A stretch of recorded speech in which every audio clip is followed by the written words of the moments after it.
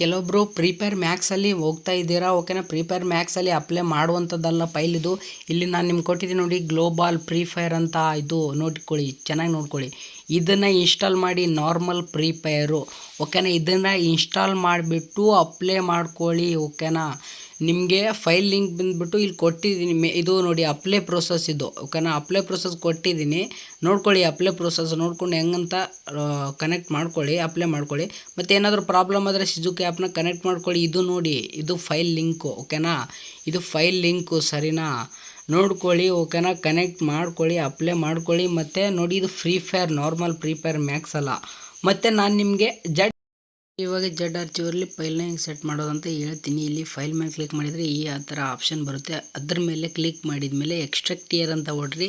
ಇವಾಗ ಪಾಸ್ವರ್ಡ್ ಕೇಳುತ್ತೆ, password ಹಾಕ್ಬಿಟ್ರಿ, okay ಅಂತ ಕೊಟ್ಬಿಟ್ರಿ.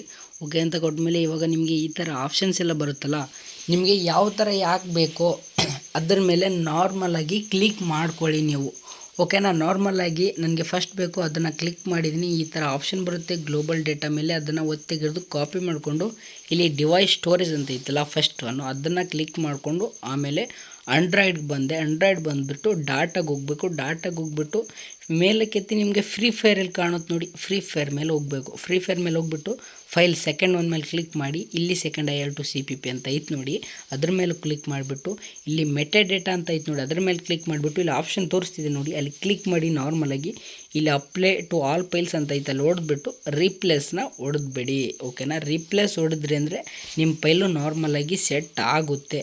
ಮತ್ತು ನಿಮಗೆ ಹೋಲೋಗ್ರಾಮ್ ಲೊಕೇಶನ್ ಬೇಕಾಗಿತ್ತಂದರೆ ನೀವು ಎಲ್ಲ ಡೌನ್ಲೋಡ್ ಮಾಡಬೇಕಾಗುತ್ತೆ ಫ್ರೀ ಫೈರಲ್ಲಿ.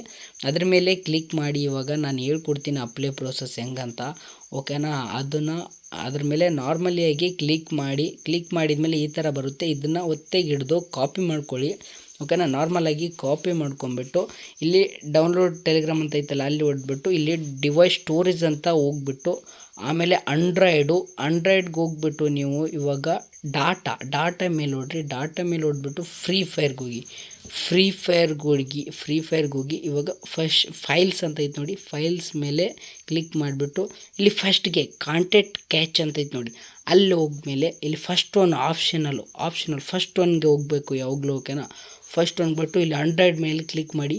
ಮತ್ತು ಆಂಡ್ರಾಯ್ಡ್ ಮೇಲೆ ಕ್ಲಿಕ್ ಮಾಡಿದ ನಂತರ ಇದರಲ್ಲೂ first one games two bundles ಇಲ್ಲಿ ಐತೆ ನೋಡಿ, ಇದ್ರ ಮೇಲೆ ಕ್ಲಿಕ್ ಮಾಡಿರಿ. ಇದ್ರ ಮೇಲೆ ಕ್ಲಿಕ್ ಮಾಡಿದ ನಂತರ ಇಲ್ಲಿ ಎಕ್ಸ್ಟ್ರಾಕ್ಟ್ ಅಂತ ಕೊಟ್ಬಿಡಿ. ಇಲ್ಲಿ ನೋಡಿ ಕೆಳಗಡೆ ಕೊಟ್ಬಿಟ್ಟು ಬಾಕ್ಸ್ನ ಅಪ್ಲೈ ಟು ಆಲ್ ಫೈಲ್ಸ್ ಅಂತ ಹೊಡೆದ್ಬಿಟ್ಟು ರೀಪ್ಲೇಸ್ ಅಂತ ಹೊಡೆದ್ಬಿಡಿ, ಓಕೆ. ಇವಾಗ ಆಯಿತು, ನಿಮ್ಮದು ಫೈಲ್ ಎಲ್ಲ ಸೆಟ್ ಆಯಿತು, ಓಕೆನಾ. ಎಲ್ಲ ಫೈಲ್ ಸೆಟ್ ಆಗಿದೆ, ಓಕೆ. ನಾನು ಇವಾಗ ಹೇಳ್ತೀನಿ MT ಮ್ಯಾನೇಜರಲ್ಲೂ ನಿಮ್ಗೆ ಹೇಳ್ಕೊಡ್ತೀನಿ, ಓಕೆನಾ. ಅದರಲ್ಲೂ ಅಪ್ಲೈ